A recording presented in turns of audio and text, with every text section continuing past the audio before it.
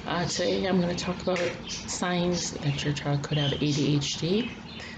There are a number of signs: hyperactivity, impulse issues, um, inability to focus on one thing. Sometimes when a child is speaking to you and you're speaking to them about something and they start talking about other subjects, kind of moving around and not keeping focus on what you're talking to them about. Um, they interrupt. They're not able to allow people to complete whatever they're trying to say. So they interrupt a lot. They get emotional over things that probably are very small, but it's very serious to them. They fidget. That's in class. They move around a lot. They're not able to sit one place. It seems to be very stressful on them to try and force them to stay in one position. They need to move. Um, Playing, um, very loud. Even my older son, when he is doing anything, there's always noise or um, disruption, which is really not necessary. He's very loud when he speaks.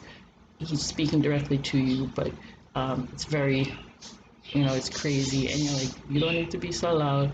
And he's like, okay, and then he starts again. Finishing tasks.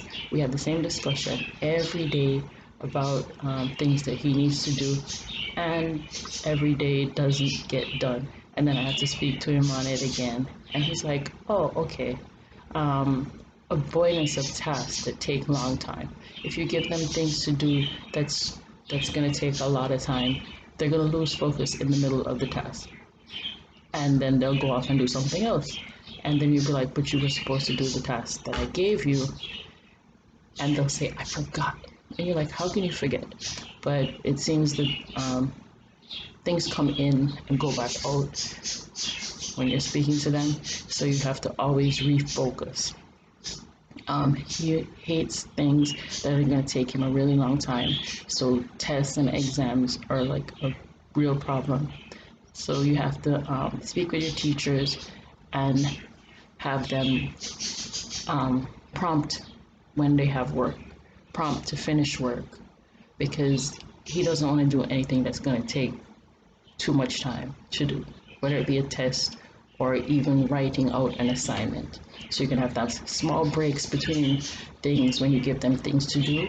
That makes it easier. Allowing them to walk around when they're doing tasks, even in a class environment, is really good. Daydreaming. Uh, there's no focus when they're doing something and they just go off into their own little world. You could be speaking to them about something and um, they're no longer focused on what you're saying to them.